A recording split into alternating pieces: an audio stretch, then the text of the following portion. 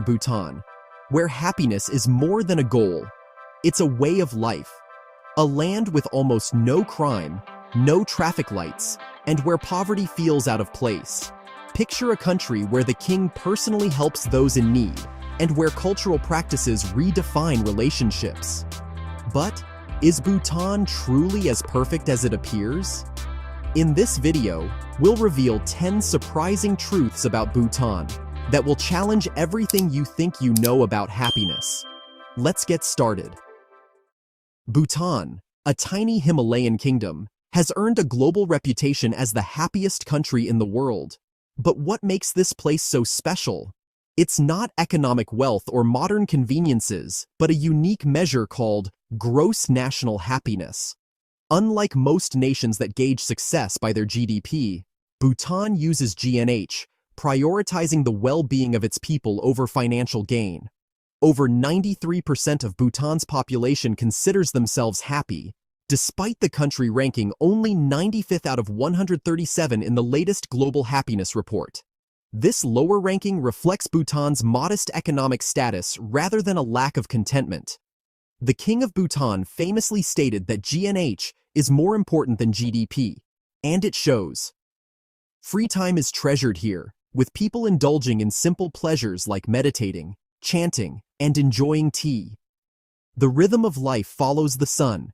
People rise and retire early, with technology taking a back seat.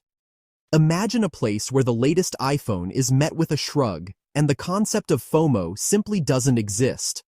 Homes in Bhutan are built from natural materials like rocks, wood, and clay, often without locks, because theft is virtually unheard of. Crime is so low that even car ownership is approached casually, with villagers parking wherever they please.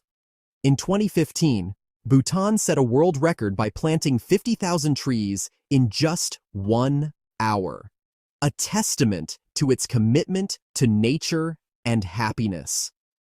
A Department of Happiness, led by a dedicated minister, ensures that the country's focus on well-being remains strong. Imagine a government that truly wants its people to be happy. But are they really as content as they seem? Drop your thoughts in the comments below. Bhutan's approach to relationships is just as unique as its happiness index. In some regions, traditional relationships break all the norms you're familiar with. Bhutanese society can be matriarchal, where women have the freedom to have multiple husbands, often brothers. Yes, you heard that right. Marrying one brother might mean marrying them all. Historically, formal marriage ceremonies weren't a big deal. Couples simply lived together if they loved each other, raising children without the legal paperwork. In these households, it's customary for the husband to move into the wife's home, and inheritance is typically passed down to daughters, particularly the eldest. The laws protect women fiercely. Even minor physical altercations could result in the husband's imprisonment. Divorce is also straightforward. Just a simple written agreement can dissolve a marriage, including terms for child custody and financial support. While Bhutan has gradually shifted toward monogamy in urban areas, these traditional practices are still alive in rural parts. It's a blend of old and new, creating a unique tapestry of relationships that might seem unconventional, but works for them.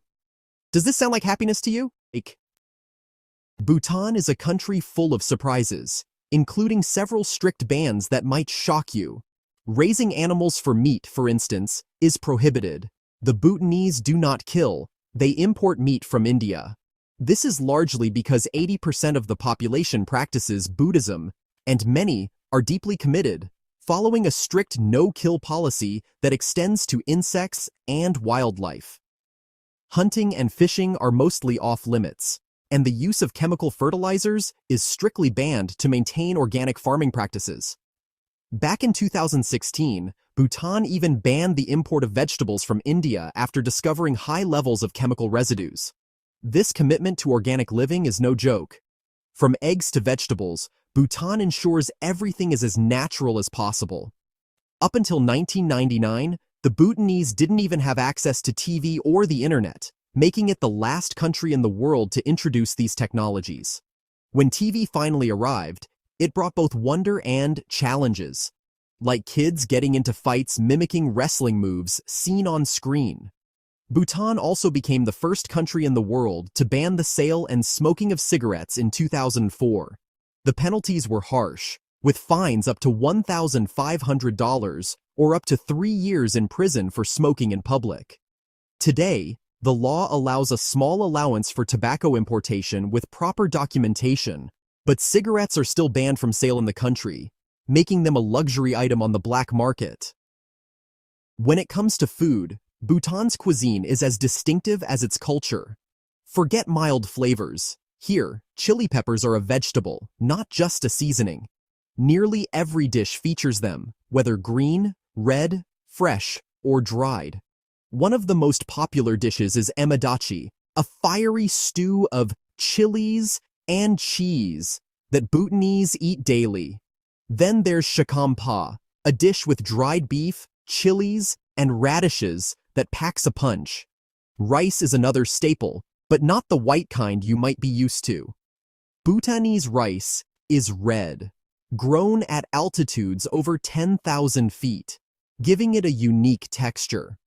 And let's not forget the tea, which comes with a twist butter, salt, and sometimes even a dash of pepper.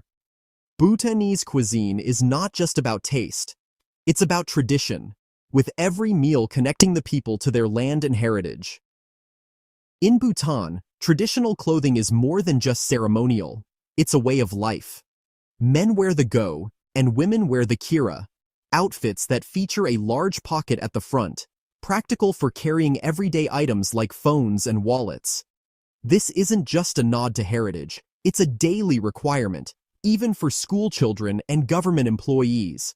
You'll notice that the color of the scarves worn by men also denotes social status. A white scarf for commoners and a yellow one for nobility and monks. The dedication to traditional attire is just one of many ways Bhutan preserves its cultural identity. But it goes deeper than clothes. Social status and customs are interwoven with Bhutan's values, making their lifestyle a fascinating blend of tradition and practicality. Bhutan's economy is modest, with an average annual income of just $1,400 per person, about a third of what the average person earns in Vietnam. But this doesn't mean Bhutanese are struggling. Many work just enough to meet their basic needs, with half of the male population residing as monks in monasteries, dedicating their lives to spiritual practices. Global brands like McDonald's or Starbucks are absent here, and even online banking is non-existent. You'll need to visit a bank in person for transactions. Bhutan has only 3 embassies in its capital, Thimphu, relying heavily on India for international relations. The Bhutanese currency, the ngultram, is tied to the Indian rupee, reinforcing the close economic ties between the two countries. It's a lifestyle that might seem simple, but it works for them. If you visit Bhutan, you'll quickly notice something unusual. Phallic symbols painted on homes carved into wooden sculptures and even featured in religious ceremonies. This tradition dates back to the teachings of Drukpa Kunli, a 15th century monk known as the Divine Madman, who used humor and sexual imagery to challenge societal norms.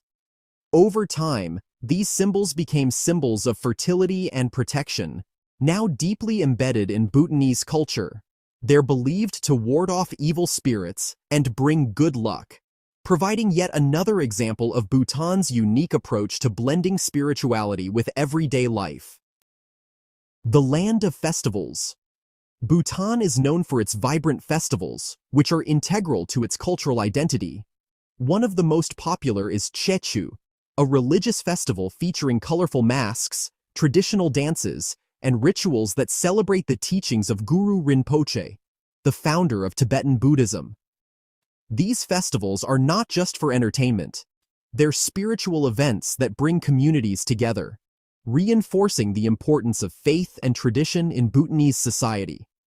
From the Chmil Hakong Temple, known as the Fertility Temple, where couples seek blessings to conceive, to the unique celebration of the New Year, where archery, Bhutan's national sport, takes center stage, These festivals provide a fascinating glimpse into Bhutan's cultural tapestry. Environmental commitment. Bhutan is a world leader in environmental conservation, with laws requiring that at least 60% of the country remain forested. Cutting down a tree without permission is a serious offense, requiring you to plant 2 saplings for every tree removed. Bhutan's environmental policies have made it the only carbon-negative country in the world, absorbing more carbon dioxide than it produces. Renewable energy, particularly hydropower, plays a significant role in the economy, with most of the electricity generated being exported to India. These efforts are not just about preserving nature, they're about sustaining Bhutan's way of life. The Bhutanese see the environment as an integral part of their identity, and protecting it is seen as a moral duty. This commitment to sustainability sets Bhutan apart as a model for other nations. Simplicity of daily life. Life in Bhutan is about more than just breathtaking landscapes and unique traditions. It's about finding joy in simplicity. From sunrise to sunset, the Bhutanese live by the rhythms of nature, with work often paused for moments of reflection or community. It's a society that values presence over productivity, where children grow up learning the importance of respect, kindness, and gratitude. With a sense of contentment woven into the fabric of everyday life, Bhutan teaches us that true wealth isn't measured by what we own, but by how we live. In a world constantly chasing more, Bhutan stands as a reminder that happiness might just be about embracing less. Bhutan's approach to life is a powerful reminder that happiness can't be bought. It's nurtured, protected, and lived every day. So, what do you think? Could you thrive in a place where happiness is more valuable than money? Share your thoughts in the comments. Hit like if this video inspired you.